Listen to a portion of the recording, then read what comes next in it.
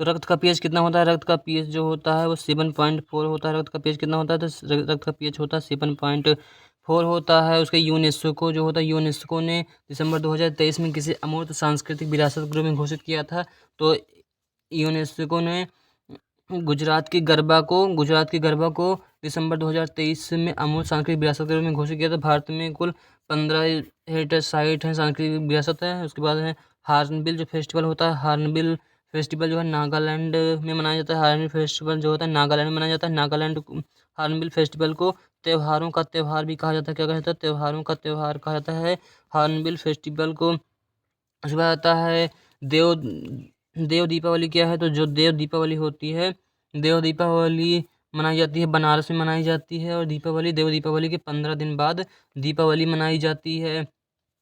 उसके बाद सबसे नवीन डांस कौन सा? सबसे नवीन फोक डांस है गुजरात का गरबा जो है। गुजरात का गरबा जो है सबसे नवीनतम भारत का सांस्कृतिक विरासत घोषित किया गया था। दुर्गा पूजा पश्चिम बंगाल का है, वेस्ट बंगाल का दुर्गा पूजा है, वो भी सांस्कृतिक विरासत में घोषित किया गया है। कुंभ मेला जो होता है, कुंभ मेला को भी कुंभ मेला को भी सांस्कृतिक विरासत में घोषित किया गया था। कुंभ मेला 4 जगह लगता है। कुंभ मेला 4 जगह लगता है। कहाँ कहाँ पे लगता है? प्रयागराज, नासिक, उज्जैन और हरिद्वार 4 जगह पर कुंभ मेला लगता है। और इसकी शुरुआत कुंभ मेला लगाने की शुरुआत किसने की थी? कुंभ मेला लगाने की शुरुआत की थी हर्षवर्धन ने की थी। कुंभ मेला लगाने की शुरुआत हर्षवर्धन ने की थी। उसका कजली महोत्सव कहाँ मनाया जाता है? तो कजली महोत्सव और कजली महोत्सव उत्तर प्रदेश में मनाया जाता है। कालिंजर का मेला कहाँ लगता है? कालिंजर मेला बांदा में लगता है। उसे ताज महोत्सव कहाँ लगता है? ताज महोत्सव आगरा में आयोजित किया जाता है। ताज महोत्सव आगरा में। शाकंभरी मेला कहाँ लगता है? शाकंभरी मेला लगता है सहारनपुर में। शाकंभरी मेला सहारनपुर में आयोजित होता है। उसके बटेश्वर मेला कहाँ लगता है? बटेश्वर मेला लगता है आगरा जिले में। बटेश्वर मेला लगता है। उसके गंगा पुष्करालू महोत्सव कहाँ है? गंगा पुष्करालू महोत्सव बनारस में मनाया जाता है। हड़प्पा पुरातात्विक स्थल किस नदी किनारे स्थित है? तो हड़प्पा किस नदी के किनारे स्थित है? तो हड़प्पा जो है किस नदी के किनारे स्थित है? रावी नदी के किनारे हड़प्पा स्थित है। यह एक आद्य ऐतिहासिक स्थल है और इसे कांस्य युगीन सभ्यता भी कहा जाता है। हड़प्पा को कांस्य युगीन सभ्यता भी कहा जाता है। जैसे मान लीजिए पीतल किसका मिश्रण होता है पूछ लिखा, तो पीतल जो होता है पिताजी तांबा और जिंक का मिश्रण होता है। पीतल जो होता है तांबा और जिंक को मिलाने से पीतल बनता है। हड़प्पा के बारे में पूछता है तो हड़प्पा की खोज किसने की थी? हड़प्पा की खोज पूछेगा तो खोज 1921 ईस्वी में किसने की थी? तो राय बहादुर दयाराम साहनी ने हड़प्पा स्थल की खोज 1921 ईस्वी में की थी। और जो कि हड़प्पा स्थल कहाँ है? हड़प्पा स्थल जो है रावी नदी के किनारे स्थित है। और कांसा पूछ लेगा तो कांसा जो होता है कांसा कॉपर और एसन से मिलकर Cu+Sn से मिलकर तांबा और आर्सेनिक से मिलकर कांसा का निर्माण होता है। अगर पूछ लेगा मोहनजोदड़ो किस लिए प्रसिद्ध है, तो मोहनजोदड़ो का अर्थ जो होता है मोहनजोदड़ो जो होता है उसका अर्थ होता है मृतकों का टीला होता है। मृतकों का टीला। इस मोहनजोदड़ो की जो खोज करता कौन है? मोहनजोदड़ो की खोज करता है राखाल दास बनर्जी हैं। मोहनजोदड़ो खोज करता है राखाल दास बनर्जी हैं। उसके बाद झेलम नदी का प्राचीन नाम क्या है? झेलम नदी का प्राचीन नाम जो है वो बितस्ता है। क्या है? बितस्ता है। यह परुष्णी नदी भी इसको कहा जाता है। झेलम नदी को परुष्णी नदी भी कहा जाता है। और झेलम नदी के किनारे श्रीनगर, जम्मू कश्मीर की राजधानी श्रीनगर जो है झेलम नदी के किनारे ही स्थित है। अगला क्वेश्चन, लोथल कहाँ स्थित है? लोथल जो पुरातात्विक स्थल है इस यहाँ से प्राप्त हुए। लोथल कहाँ पर स्थित है? तो किस राज्य में भारत के? तो लोथल जो है गुजरात राज्य में स्थित है। राखी गढ़ी कहाँ स्थित है? राखी गढ़ी हरियाणा में स्थित है। कालीबंगा कहाँ स्थित है? कालीबंगा जो है राजस्थान में स्थित है। और यहाँ कालीबंगा से जुते हुए खेत के साक्ष्य क्या हुए हैं? मिले हुए हैं। बात है चहुंदड़ो किस लिए? चहुंदड़ो जो है मनका बनाने के कारखाना के लिए प्रसिद्ध है। धौलावीरा किस लिए प्रसिद्ध है? धौलावीरा गुजरात में स्थित है। और धौलावीरा कहाँ है? धौलावीरा जो है गुजरात में स्थित है। और यह भारत का 40वां वर्ल्ड हेरिटेज है। भारत का 40वां जो है रामसर सांस्कृतिक विरासत स्थल है। पानी में घुलनशील विटामिन कोई पूछेगा पानी में घुलनशील विटामिन कौन सा है? तो पानी में अगर पूछेगा तो इसमें भैंस जो होती है पानी में स्नान करती है, पानी में जाती है। इसका हो गया, इसका ट्रिक हो गई। तो भैंस गई पानी में, भैंस जो होता है बी और सी। और पानी हो गई, पानी में घुलनशील विटामिन कौन सा है? बी और सी पानी में घुलनशील विटामिन है। और इसके अलावा जितने भी विटामिन होते हैं सभी किसमें होते हैं? वसा में घुलनशील विटामिन होते हैं। तो क्या बच्चा? तो KEDA मान ली कोई कीड़ा है वो वसा में घुस गया, वसा में से होता है तेल हो गया, तो तेल में अगर कीड़ा उसमें गिर जाएगा तो वो क्या हो जाएगा, उसमें घुल जाएगा। तो KEDA, के vitamin E, vitamin D, vitamin A जो है वो वसा में घुलनशील विटामिन होते हैं। अब इसमें विटामिन के नाम किसको, इसका रासायनिक नाम क्या होता है ये देखते हैं। तो विटामिन जो ए है, विटामिन ए का रासायनिक नाम होता है रेटिनाल। विटामिन ए का रासायनिक नाम है रेटिनाल, और इसकी कमी से रतौंधी नामक रोग हो जाता है। विटामिन ए की कमी से रतौंधी रोग हो जाता है। विटामिन B1 को थायमीन, विटामिन B1 का रासायनिक नाम है थायमीन, और इसकी कमी से बेरी नामक रोग हो जाता है। विटामिन B9 चलते हैं। विटामिन B9 में होता है फोलिक एसिड, विटामिन B9 को फोलिक एसिड भी कहा जाता है।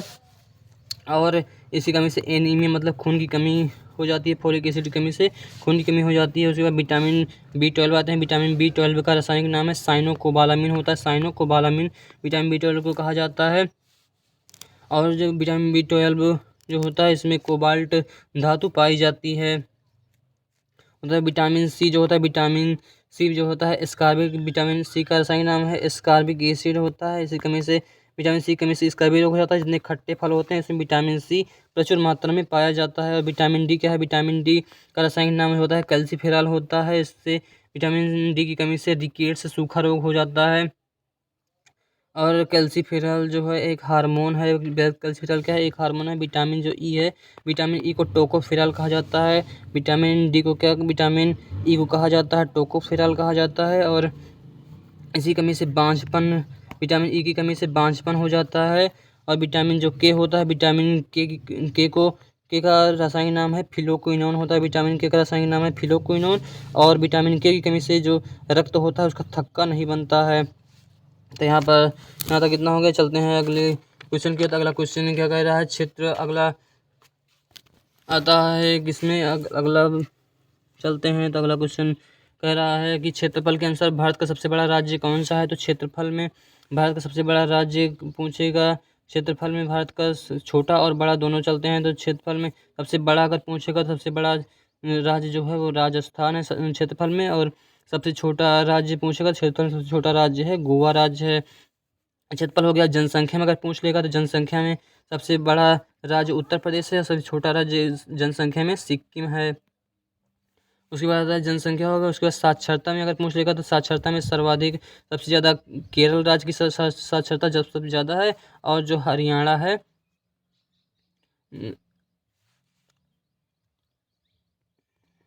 नहीं, और बिहार जो है, बिहार राज्य की साक्षरता जो है सबसे कम है। बिहार राज्य की साक्षरता सबसे कम है। उसके बाद आता है लिंगानुपात में अगर बात करें तो लिंगानुपात की बात करें तो जो केरल है, केरल का लिंगानुपात सर्वाधिक है। और जो लिंगानुपात केरल का सर्वाधिक है। और लिंगानुपात हरियाणा का जो है, हरियाणा का लिंगानुपात क्या है, सबसे कम है। अगला जनसंख्या घनत्व के बारे में बात करते हैं। तो जनसंख्या घनत्व के बारे में बात करेंगे तो जनसंख्या जो घनत्व है, जनसंख्या घनत्व के बारे में बात करेंगे तो जनसंख्या घनत्व बिहार की जनसंख्या घनत्व, बिहार का जनसंख्या घनत्व सबसे ज़्यादा है। और सबसे कम जनसंख्या घनत्व किस राज्य का है, तो अरुणाचल प्रदेश का जनसंख्या घनत्व सबसे कम है। और इसमें यूटी में बात करेंगे तो दिल्ली का जो जनसंख्या घनत्व है वो सबसे ज़्यादा है। यूनियन टेरिटरी मतलब संघ शासित प्रदेश में दिल्ली का जनसंख्या घनत्व सबसे ज़्यादा है। मालदीव की संसद का क्या नाम है, तो संसद से संबंधित किस देश की संसद को क्या कहा जाता है, तो मालदीव जो है, मालदीव की संसद का नाम है पीपुल्स असेंबली होते, क्या है, पीपुल्स मजलिस कहा जाता है, पीपुल्स मजलिस कहा जाता है। मालदीव की संसद का नाम है पीपुल्स मजलिस। मालदीव की जो मुद्रा पूछेगा तो मुद्रा रुपया ही है मालदीव की। मालदीव के राष्ट्रपति इसमें कौन है, तो मालदीव के राष्ट्रपति हैं मोहम्मद मुइजू हैं। कौन है, मोहम्मद मुइजू हैं। कौन, मालदीव के राष्ट्रपति इसमें मोहम्मद मुइजू हैं। मालदीव में एक ऑपरेशन चला था, मालदीव में 1988 में ऑपरेशन कैक्टस चला था। क्या चला था, ऑपरेशन कैक्टस मालदीव में चला था। उसके बाद ईरान की पार्लियामेंट को क्या कहा जाता है, ईरान जो है, ईरान की पार्लियामेंट को क्या कहा जाता है, ईरान की पार्लियामेंट को मजलिस कहा जाता है।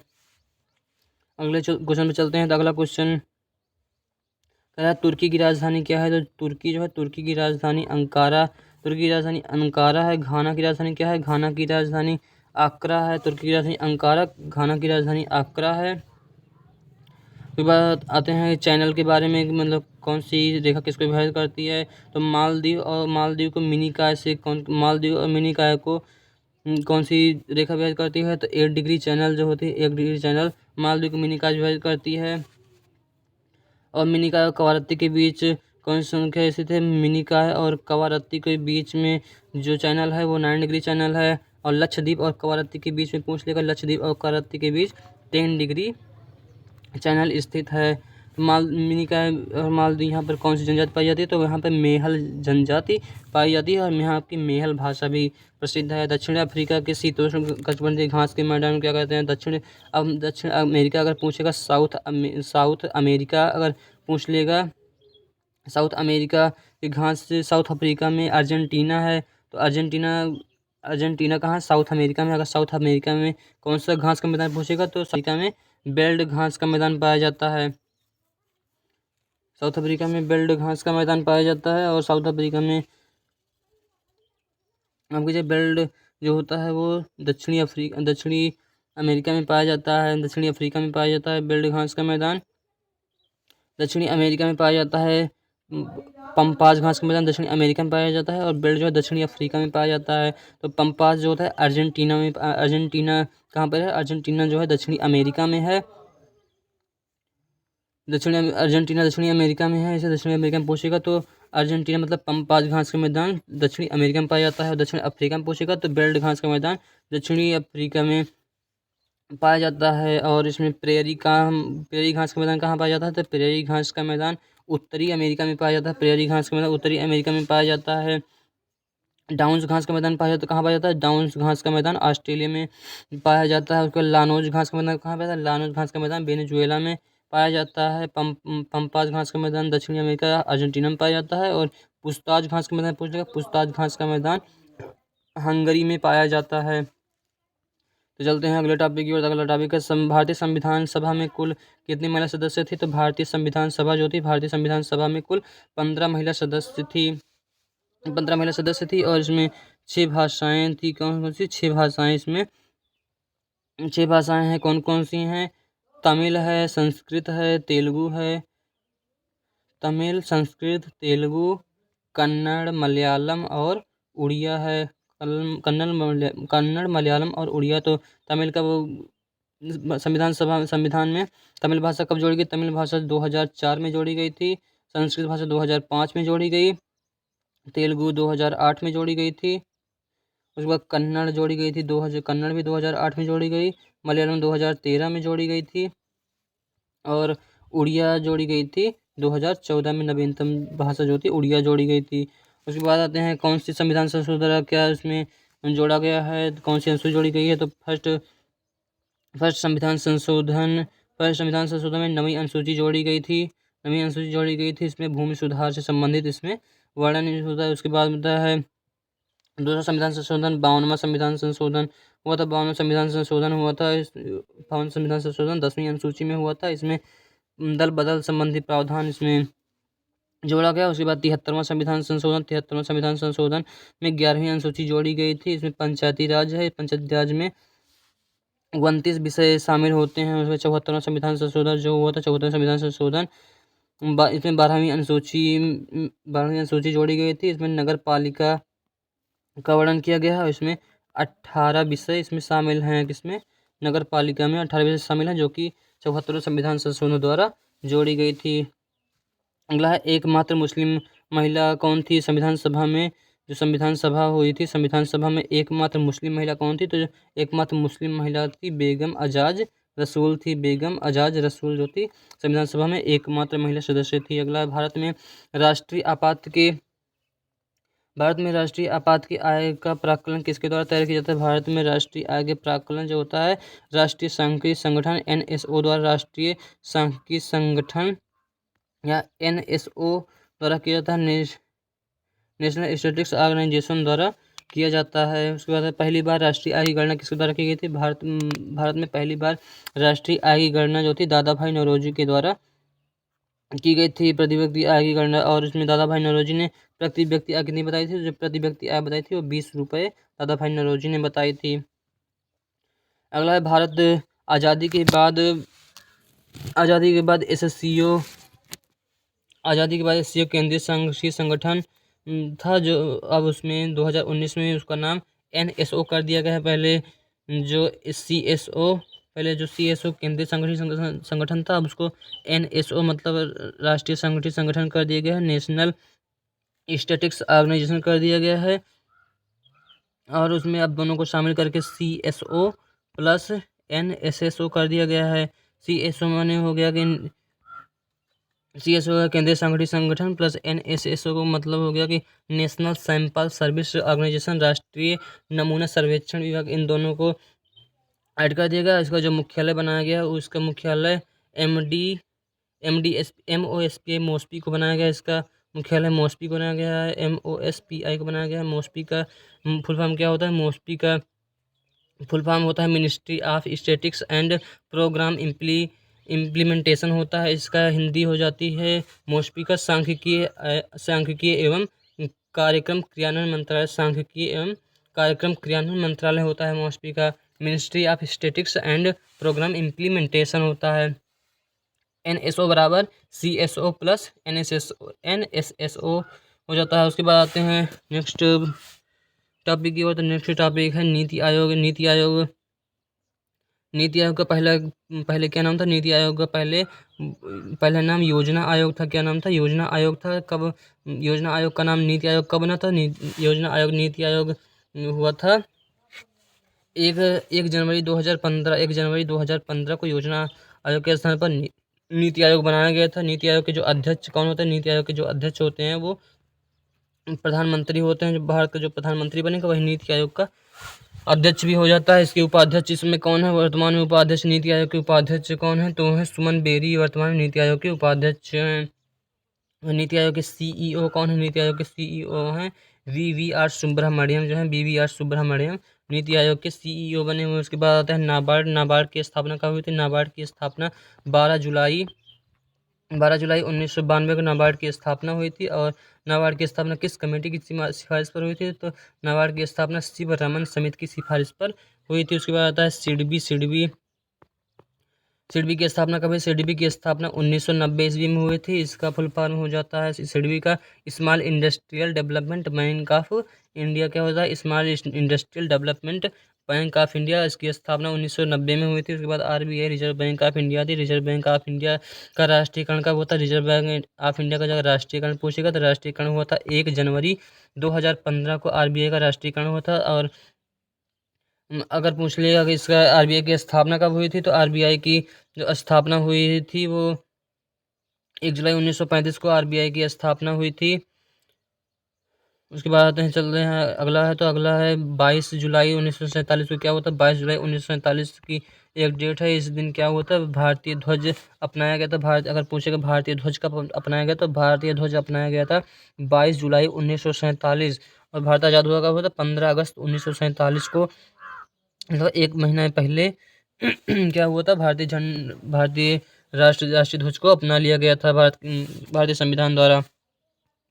और अगला है राष्ट्रगान कब बनाया गया था? राष्ट्रगान जो जनगण मन है, जनगण मन कब अपनाया गया था? तो राष्ट्रगान अपनाया गया था 22 जनवरी 1950 को। राष्ट्रगान हमारे तो अपना लिया गया था। राष्ट्रध्वज अपनाया गया था 22 जुलाई 1947 को। और राष्ट्रगान अपनाया गया था 22 जनवरी 1950 को राष्ट्रगान अपनाया गया था। तो और 22 जुलाई 1947 को क्या अपनाया गया था? राष्ट्रध्वज अपनाया गया था।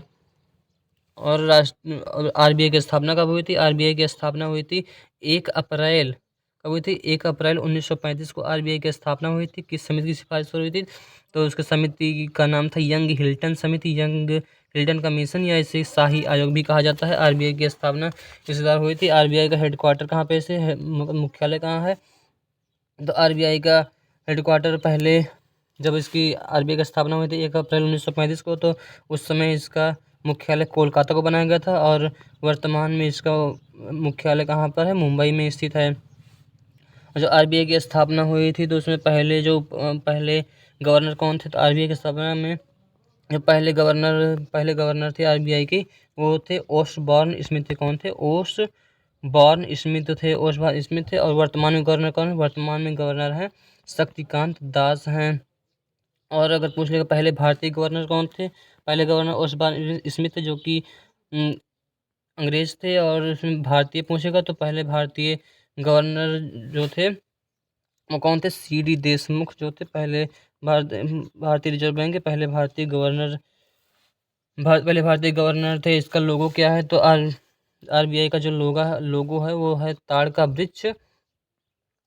वृक्ष और रॉयल बंगाल टाइगर, ताड़ का वृक्ष और रॉयल बंगाल टाइगर जो है वो आरबीआई का लोगो है। उसके बाद है प्रारूप समिति की स्थापना कब की गई थी। प्रारूप जो समिति है, प्रारूप समिति के अध्यक्ष कौन है, प्रारूप समिति के अध्यक्ष डॉक्टर भीमराव अंबेडकर कौन है, डॉक्टर BR अम्बेडकर हैं। प्रारूप समिति के अध्यक्ष हैं डॉक्टर भीमराव अंबेडकर हैं। इसकी स्थापना कब हुई थी तो प्रारूप समिति की स्थापना हुई थी 29 अगस्त 1946 को हुई थी। प्रारूप समिति की स्थापना हुई थी और प्रारूप समिति के अध्यक्ष डॉक्टर भीमराव अंबेडकर हैं। स्वतंत्रता के बाद उत्तर प्रदेश में प्रथम विधानसभा परिषद के सभापति कौन थे। स्वतंत्रता के बाद उत्तर प्रदेश के प्रथम विधान परिषद समिति के जो सभापति थे वो कौन थे, श्री चंद्रभाल थे। कौन थे, श्री चंद्रभाल थे। वह विधानसभा के पहले स्पीकर या अध्यक्ष कौन थे, विधानसभा के पहले स्पीकर या अध्यक्ष जो थे वो राजर्षि पुरुषोत्तम दास टंडन थे। कौन थे, राजर्षि पुरुषोत्तम दास टंडन थे। अगर पूछेगा उत्तर प्रदेश की सीटें कौन, उत्तर प्रदेश में विधानसभा, विधान परिषद, लोकसभा और राज्यसभा कितनी सीटें हैं तो उत्तर प्रदेश में लोकसभा की 403 सीटें, उत्तर प्रदेश में राज्यसभा की 403 सीटें हैं, विधान परिषद की 100 सीटें हैं, लोकसभा की 80 सीटें हैं और राज्यसभा की 31 सीटें हैं। लोकसभा की 80 सीटें हैं, राज्यसभा की 31 सीटें हैं और विधानसभा की 403 सीटें हैं और विधान परिषद की उत्तर प्रदेश में 100 सीटें हैं। चलते हैं अगले क्वेश्चन की। अगला क्वेश्चन है वर्तमान में 18वीं विधानसभा के स्पीकर कौन हैं। तो इसको बताना है कि वर्तमान में 18वीं विधानसभा के स्पीकर हमारे कौन हैं। उसके बाद वर्तमान विधान परिषद के सभापति कौन है। तो वर्तमान में विधान परिषद मतलब कि चेयरमैन, विधान परिषद मतलब होगा चेयरमैन। तो वर्तमान में चेयरमैन विधान परिषद में चेयरमैन होता है, विधानसभा में स्पीकर होता है। तो विधान परिषद में जो चेयरमैन है, विधान परिषद में जो सभापति हैं कौन है, श्री कुंवर मानवेंद्र हैं। कौन है, श्री कुंवर मानवेंद्र हैं। वर्तमान में जो राज्यपाल कौन है, वर्तमान में जो राज्यपाल हैं वो हैं आनंदीबेन पटेल हैं। और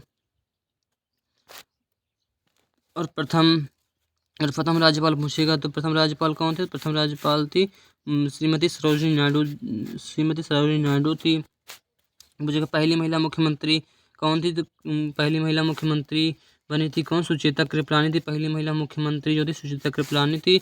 और उत्तर प्रदेश के पहले लोकायुक्त कौन थे तो उत्तर प्रदेश के पहले लोकायुक्त जो थे वो थे विश्वम्भर दयाल थे। उत्तर प्रदेश के पहले लोकायुक्त जो थे वो विश्वम्भर दयाल थे। उसके बाद ISRO, Indian space research organisation जो होता है, इंडियन स्पेस रिसर्च ऑर्गेनाइजेशन ने किस रॉकेट से आदित्य L1 का सफल परीक्षण किया था।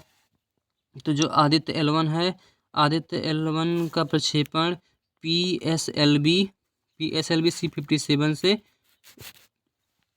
PSLV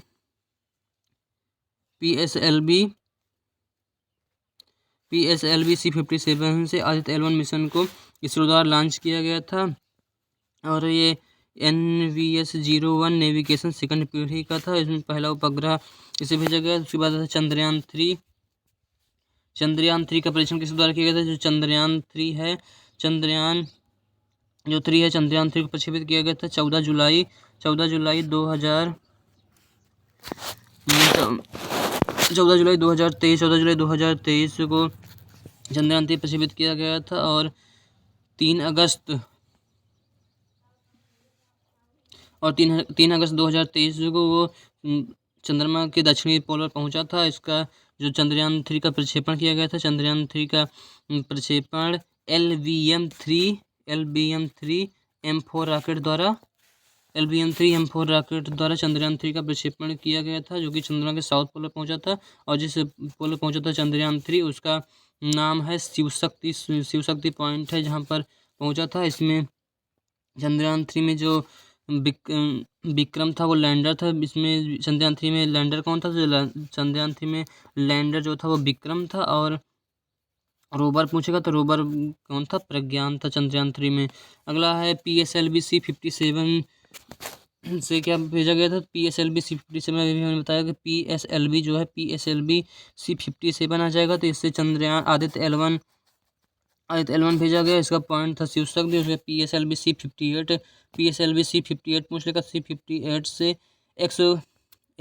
एक्स पोस्टल उपग्रह को लॉन्च किया गया था। उसके बाद इसका NVS-01 नेविगेशन सेकंड पीढ़ी का पहला उपग्रह था। उसके बाद आते हैं महात्मा गांधी ने किस आंदोलन के समय केसर-ए-हिंद की उपाधि त्याग दी थी, तो महात्मा गांधी ने असहयोग आंदोलन के बाद केसर-ए-हिंद की उपाधि वापस कर दी थी। क्यों वापस कर दी थी, क्योंकि जो असहयोग आंदोलन महात्मा गांधी ने चलाया था वो चलाया था 1 अगस्त 1920 ईस्वी को चलाया था, लेकिन एक घटना हुई थी गोरखपुर के चौरी चौरा नामक स्थान पर 5 फरवरी 1922 को असहयोग आंदोलन में उमड़ती भीड़ ने एक जेल में पुलिस को बंद करके थाने में आग लगा दी, जिसमें से बहुत सारे पुलिस मारे गए थे। इसलिए गांधी जी ने अपनी केसर-ए-हिंद की उपाधि वापस कर दी थी, जो कि गोरखपुर शहर में 5 फरवरी 1922 को हुआ था। उसके भारत छोड़ो आंदोलन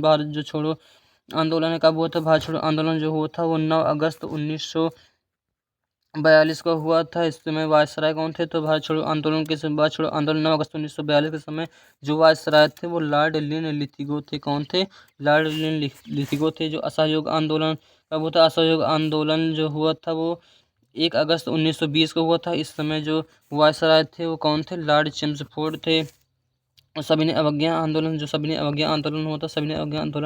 12 मार्च 1930 ईस्वी को हुआ था। इस समय जो वायसराय थे वो कौन थे, इरविन महोदय थे। और चंपारण सत्याग्रह कब हुआ था, चंपारण सत्याग्रह हुआ था 1917 ईस्वी में चंपारण सत्याग्रह हुआ था। उसके बाद ऑपरेशन जीरो आवर किस संबंधित है, ऑपरेशन जीरो आवर भारत छोड़ो आंदोलन से संबंधित है। ऑपरेशन जीरो आवर पूछे किस संबंधित है, जो ऑपरेशन जीरो आवर है, ऑपरेशन जीरो आवर किस संबंधित है, ऑपरेशन जीरो आवर जो है भारत छोड़ो आंदोलन से संबंधित है। भारत छोड़ो आंदोलन से संबंधित है। और कब भारत छोड़ो आंदोलन कब शुरू हुआ था, तो 8 अगस्त 1942 को भारत छोड़ो आंदोलन शुरू हुआ था। भारत छोड़ो आंदोलन के समय इसमें महात्मा गांधी ने करो या मरो, डू और डाई का नारा दिया था।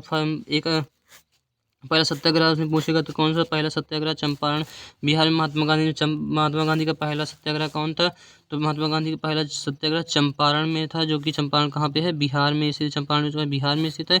इसमें महात्मा गांधी किसने बुलाया था, तो महात्मा गांधी को बुलाया था राजकुमार शुक्ल। जो राजकुमार शुक्ल थे उन्होंने महात्मा गांधी को बुलाया था। राजकुमार शुक्ल ने महात्मा गांधी को चंपारण बिहार में बुलाया था। और किस प्रथा का विरोध करना था, तो इसमें 3 कठिया, बिहार में एक 3 कठिया प्रथा थी, जिसमें क्या हुआ था, जिसमें उनसे ज़बरदस्ती किसानों से नील की खेती करवाई जाती थी। तो वहाँ पर गांधी जी ने चंपारण आंदोलन करके वहाँ से किसानों का कर्जा जो थी माफ़ किया था, और मनमानी ढंग से जो कृषि करा रहे थे नील की खेती उन पर प्रतिबंध लगाया था। उसके बाद आता है 12 मार्च 1930 को गांधी जी ने दांडी मार्च किया था नमक सत्याग्रह को तोड़ने के लिए। तो कब किया था, 12 मार्च 1930 को गांधी जी ने दांडी मार्च किया। और 6 अप्रैल 1930 को गुजरात के साबरमती के आश्रम से समुद्र तक पहुंचकर नमक कानून को तोड़ा था। उसके बाद गुरु रविन्द्रनाथ टैगोर ने अपनी नाइटहुड की उपाधि कब त्यागी थी, तो महात्मा गांधी को गुरुदेव रविन्द्रनाथ टैगोर ने महात्मा गांधी को महात्मा कहा था। और रविन्द्रनाथ टैगोर ने अपनी नाइटहुड की उपाधि जलियांवाला बाग हत्याकांड, जो कि 13 अप्रैल 1919 को अमृतसर पंजाब में हुआ था, वो हंटर कमीशन, जिसकी सिफारिश पर हंटर कमीशन का आयोग हुआ था, उसमें जलियांवाला बाग हत्याकांड से दुखी होकर रविन्द्रनाथ टैगोर ने अपनी नाइटहुड की उपाधि त्याग दी थी। चलते हैं नेक्स्ट क्वेश्चन की ओर, जिसमें पूछ रहा है कि कवकों की जो कोशिका भित्ति होती है, कवक जो होते हैं, कवक की कोशिका भित्ति किससे बनी होती है, कवक की कोशिका भित्ति जो होती है वो काइटिन की बनी होती है। अगर पूछेगा कि पादप कोशिका की कोशिका भित्ति किससे बनी होती है, तो पादप कोशिका की जो कोशिका भित्ति बनी होती है वो बनी होती है सेलुलोज से बनी होती है। अगला पूछेगा कि अमीनो अम्ल प्रोटीन का बहुलक कौन सा है, तो जो प्रोटीन का जो बहुलक है कौन सा, प्रोटीन का बहुलक अमीनो अम्ल होता है। उसका डीएनए का बहुलक कौन पूछेगा, डीएनए का बहुलक क्या होता है, डीएनए का बहुलक जो होता है वो न्यूक्लियोटाइड से होता है। कोशिका झिल्ली में पादप, कोशिका झिल्ली एक होता है कोशिका भित्ति और कोशिका झिल्ली। अगर कोशिका भित्ति पूछेगा, कोशिका भित्ति किसमें उपस्थित होती है, तो कोशिका भित्ति जंतु और पादप, तो यहाँ पे पादप में कोशिका भित्ति पाई जाती है और जो जंतु होते हैं जंतु में कोशिका भित्ति नहीं पाई जाती है, जंतु में कोशिका भित्ति नहीं पाई जाती है। अगर कोशिका झिल्ली पूछेगा तो कोशिका जो झिल्ली होती है वो पादप और जंतु दोनों में, कोशिका झिल्ली दोनों में पाई जाती है। कोशिका भित्ति केवल पादप कोशिका में पाई जाती है, केवल पादप कोशिका में पाई जाती है, जंतु कोशिका में कोशिका भित्ति जो होती है सेल नहीं पाई जाती है, इसको ध्यान देना है। अगला आगे चलते हैं, इसमें पूछेगा लाइकेन क्या है, तो जो लाइकेन होता है वो कवक प्लस शैवाल, कवक और शैवाल दोनों को मिलाने से लाइकेन बनता है। लाइकेन जो है एक सहजीवी है, क्या है, सहजीवी है। लाइकेन जो है सहजीवी है, वायु प्रदूषण को मापने के काम आता है। क्या वायु प्रदूषण को मापने के लिए किसका काम किया था, वायु प्रदूषण को मापने के लिए शैवाल का उपयोग किया जाता है। वायु प्रदूषण को मापने के लिए शैवाल का उपयोग किया जाता है। कपास के लिए उपयुक्त मृदा कौन सी है, तो जब कपास होती है, कपास के लिए काली मिट्टी उपयुक्त होती है। काली मिट्टी को साउथ इंडिया में, दक्षिणी भारत में कपास को रेगुर भी कहा जाता है। रेगुर मिट्टी भी कपास के लिए जो काली मिट्टी होती है वो साउथ इंडिया में, दक्षिणी भारत में रेगुर मिट्टी के नाम से भी जाना जाता है। और काली मिट्टी को स्वतः जुताई वाली मिट्टी भी कहा जाता है। क्या कहा जाता है, स्वतः जुताई की मिट्टी काली मिट्टी को कहा जाता है। और इसमें आता है भारत में 43% सर्वाधिक मृदा कौन सी पाई जाती है, भारत में जो 43% सर्वाधिक मृदा होती है वो पाई जाती है जलोढ़ मृदा। भारत में सर्वाधिक मृदा जलोढ़ मृदा पाई जाती है जो कि 43% पाई जाती है। और ICAR के अनुसार भारत में कितने प्रकार की मृदा पाई जाती है, ICAR के अनुसार भारत में 8 प्रकार की मृदा पाई जाती है। काली मृदा का काला रंग किसके कारण होता है, तो पूछेगा जैसे मैंने काली मृदा का जो काला रंग किसके कारण होता है, काली मृदा का काला रंग जो होता है वो टिटेनिफेरस मैग्नेटाइट के कारण काली मृदा का काला रंग होता है। उसके बाद जलोढ़ मृदा जो होती है, जलोढ़ मृदा 2 प्रकार की होती है, पुरानी जलोढ़ मृदा और नवीन जलोढ़ मृदा। पुरानी जलोढ़ मृदा को कहा जाता है बांगर और नवीन जलोढ़ मृदा को खादर कहा जाता है। और जो नवीन जलोढ़ मृदा होती है वो सर्वाधिक उपजाऊ जो होती है वो नवीन जलोढ़ मृदा, जो खादर होती है वो सर्वाधिक उपजाऊ मृदा पाई जाती है। बेसाल्ट चट्टान के अपरदन से कौन सी मृदा बनती है, पूछेगा कि काली मृदा किससे बनती है, तो काली मृदा जो होती है बेसाल्ट चट्टान के अपरदन से काली मृदा का निर्माण होता है। उसके बाद अफ्रीका की सर्वोच्च चोटी कौन सी, जो अफ्रीका होता है, अफ्रीका महाद्वीप की सर्वोच्च चोटी है माउंट किलिमंजारो। अफ्रीका महाद्वीप की सर्वोच्च चोटी है माउंट डेनाली या माउंट मैकिनले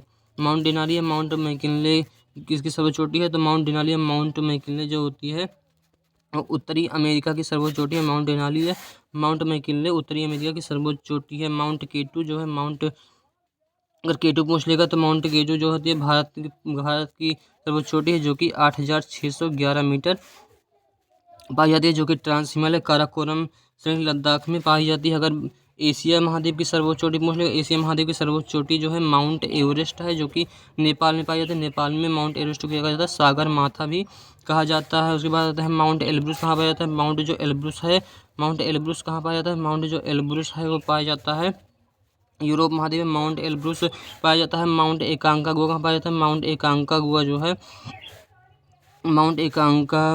जो है साउथ अफ्रीका में पाया जाता है। माउंट एकांकागुआ साउथ अफ्रीका की सर्वोच्च चोटी है। उसे अंटार्कटिका की सर्वोच्च चोटी कौन सी, अंटार्कटिका की सर्वोच्च चोटी है माउंट बिन्सन मैसिव जो है वो अफ्रीका की अंटार्कटिका की सर्वोच्च चोटी है। G20 संगठन का 21 सदस्य कौन बना है, तो हम पहले ही चर्चा कर चुके थे। माउंट जो G20 का 21 सदस्य जो था, G20 का 21 सदस्य जो है अफ्रीकन यूनियन बना है। कौन बना है, अफ्रीकन यूनियन बना हुआ है।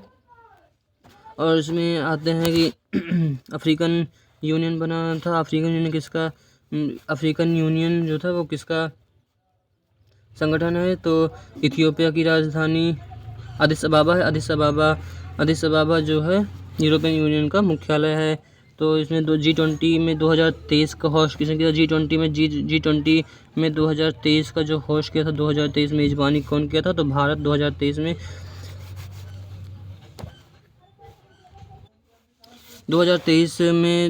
G20 का 2023 में होस्ट, मतलब इसका मेज़बानी किसने की थी? तो 2023 G20 की मेज़बानी भारत ने की थी, भारत मंडपम ने की थी। और 2024 की मेज़बानी कौन कर? 2024 की मेज़बानी सौंपी गई है ब्राज़ील देश को। 2024 G20 की मेज़बानी होस्ट कंट्री रहेगा, ब्राज़ील रहेगा 2024 में। अब इसमें आता है कि G20 में कितने सदस्य हैं? G20 में पहले 19 सदस्य थे, 20वां सदस्य था यूरोपियन यूनियन, मतलब यूरोपियन यूनियन था। उसमें उसका यूरोपियन यूनियन का हेडक्वार्टर मुख्यालय कहाँ है? ब्रुसेल्स है, जो कि बेल्जियम की राजधानी है। उसके बाद अभी 21वां सदस्य शामिल हो गया है, 21वां सदस्य शामिल हो गया है, अफ्रीकन यूनियन शामिल हो गया। अफ्रीकन यूनियन का मुख्यालय अदिस अबाबा है। यूरोपियन यूनियन का मुख्यालय जो है अदिस अबाबा है, जो कि इथियोपिया की राजधानी है। अगला क्वेश्चन है, इसमें नवीनतम सदस्य SSCO में कौन बना है? तो नवीनतम SSCO में नवीनतम सदस्य है वो बना है 9वां ईरान बना हुआ है। SSCO में नवीनतम सदस्य बना है ईरान बना है। उसके बाद ब्रिक्स आता है, ब्रिक्स ब्राज़ील रूस India China South Africa. BRICS में ब्राज़ील रूस इंडिया चाइना और साउथ अफ्रीका आते हैं। ब्रिक्स में ईरान, सऊदी अरब, UAE, इथियोपिया और मिस्र आते हैं। अर्जेंटीना इसमें शामिल नहीं हुआ। आसियान में नवीनतम कौन शामिल हुआ है? तो आसियान जो होता है, आसियान में नवीनतम तिमोर लेस्टे शामिल हुआ। तिमोर लेस्टे, इसकी राजधानी दिल्ली है। ये नवीनतम आसियान में शामिल हुआ है। नाटो में नवीनतम कौन शामिल हुआ है? तो NATO North Atlantic treaty organisation में 31वां सदस्य शामिल हुआ है। फिनलैंड जो है नाटो में नवीनतम देश शामिल हुआ है। मतलब प्रांत में द्वैत शासन किस अधिनियम द्वारा लागू किया गया? तो प्रांत में जो द्वैत शासन है, प्रांत में द्वैत शासन है 1919 के अधिनियम द्वारा प्रांत में द्वैत शासन शुरू हुआ, जो कि मॉन्टेग्यू चेम्सफोर्ड जब 1919 का जो अधिनियम था, 1919 के अधिनियम से भारत में प्रांतों में जो प्रांत है उसमें द्वैत शासन लागू किया गया था, जो कि मॉन्टेग्यू चेम्सफोर्ड के सहयोग से हुआ। तो उसके बाद संविधान भारत के 1935 के अधिनियम द्वारा 1935 का जो अधिनियम था, 1935 के अधिनियम द्वारा इसका जो अंत कर दिया गया था। प्रांत में जो द्वैत शासन लगा था 1919 के अधिनियम द्वारा प्रांत में द्वैत शासन लगा था, और 1935 के अधिनियम द्वारा प्रांत में द्वैत शासन का अंत कर दिया गया था। 1909 का जो अधिनियम है, 1909 के अधिनियम को सांप्रदायिक निर्वाचन शुरू हुआ था। 1909 में सांप्रदायिक निर्वाचन शुरू हुआ था, इसे मार्ले मिंटो भी कहा जाता है। और 1958 जो था, 1958 में ईस्ट इंडिया कंपनी का अंत हुआ था।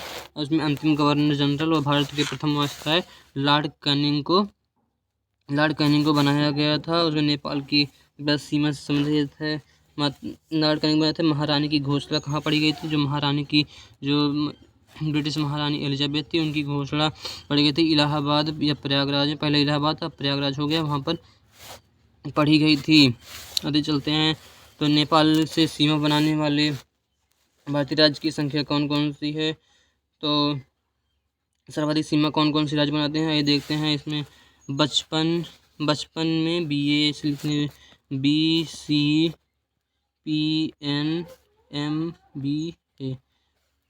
BCPN इसमें होता है बांग्लादेश, चाइना, पाकिस्तान, नेपाल, म्यांमार, भूटान और अफगानिस्तान। ये भारत के पड़ोसी राज्य हैं। इन्हीं की हमें क्या ज्ञात करना है? इन्हीं की हमें सीमा ज्ञात करने की, ये सीमा बनाएंगे। तो नेपाल से सीमा कौन? इसमें बांग्लादेश सर्वाधिक सीमा बनाता है, 4096 किलोमीटर सर्वाधिक सीमा बनाता है। और इससे भारत के 5 राज्य लगते हैं।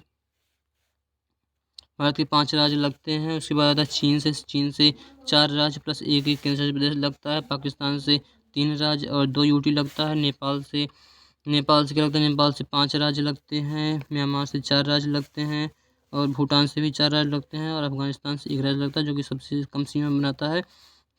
94 किलोमीटर सबसे कम सीमा बनाता है अफगानिस्तान।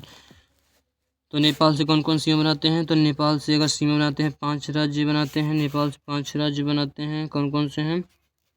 उत्तराखंड, उत्तर प्रदेश, बिहार, सिक्किम और पश्चिम बंगाल। ये 5 राज्य जो हैं वो नेपाल से सीमा बनाने वाले 5 राज्य हैं। उसके बाद आता है बांग्लादेश से सीमा बनाने वाले कौन कौन से राज्य हैं? बांग्लादेश से कौन सीमा बनाता है? पश्चिम बंगाल है, असम है, त्रिपुरा है, मेघालय है और मिजोरम है। ये बांग्लादेश से सीमा बनाते हैं। पाकिस्तान से कौन सी यूनियन बनाते हैं? तो पाकिस्तान से 3 स्टेट और 2 यूनियन टेरिटरीज यूनियन बनाते हैं। कौन कौन से होते हैं? राजस्थान, गुजरात और पश्चिम बंगाल।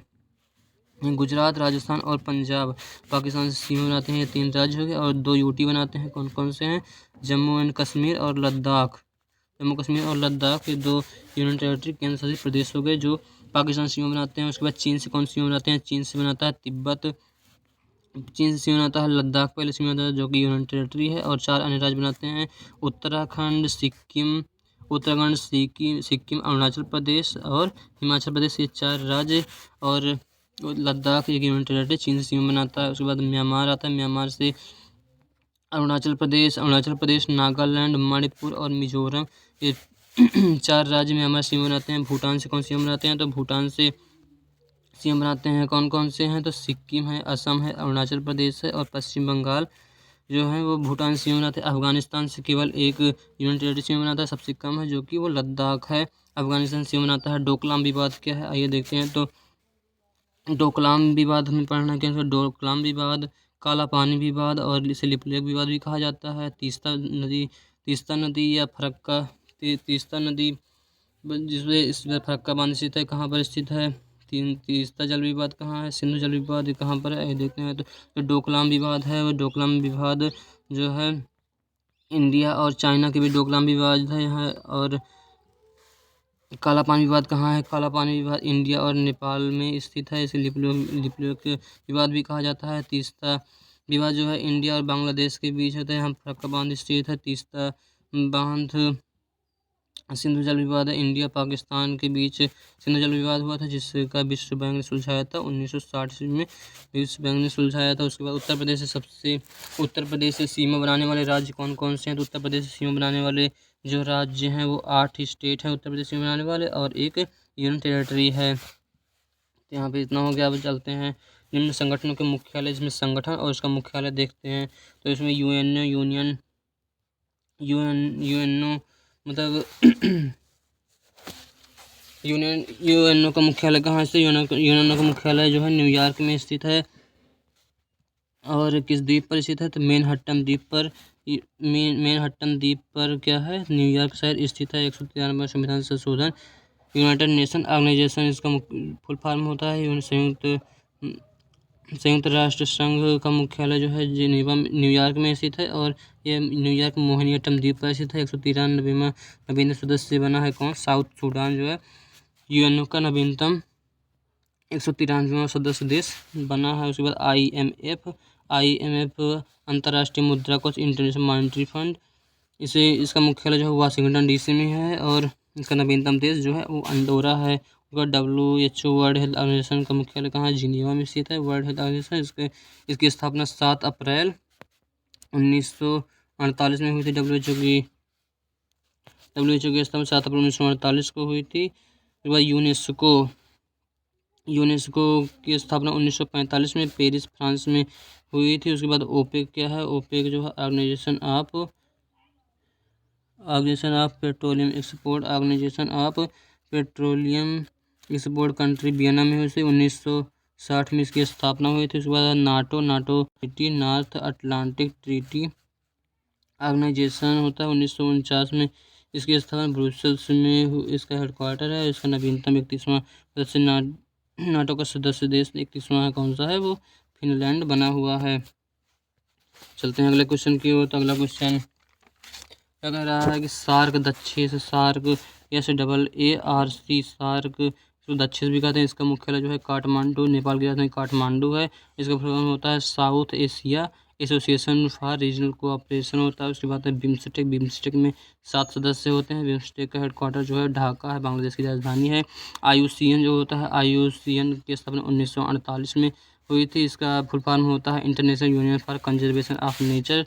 इसका मुख्यालय कहाँ है? IUCN का मुख्यालय है ग्लैंड स्विट्जरलैंड है। और IUCN जो है रेड डाटा बुक जारी करता है। रेड डाटा बुक में लुप्तप्राय जो यूनेप मतलब संयुक्त राष्ट्र पर्यावरण कार्यक्रम 5 जून 1972 नैरोबी केन्या में इसकी स्थापना हुई थी। और ADB और वर्ल्ड बैंक दोनों, ADB का फुल फॉर्म होता है एशियाई विकास बैंक जो कि मनीला फिलीपींस में स्थित है। हेडक्वार्टर ADB का वर्ल्ड बैंक का मुख्यालय, विश्व बैंक का मुख्यालय भी मनीला फिलीपींस में। इसी तरह इंटरनेशनल कोर्ट का मुख्यालय कहाँ है? इसी तरह अंतर्राष्ट्रीय न्यायालय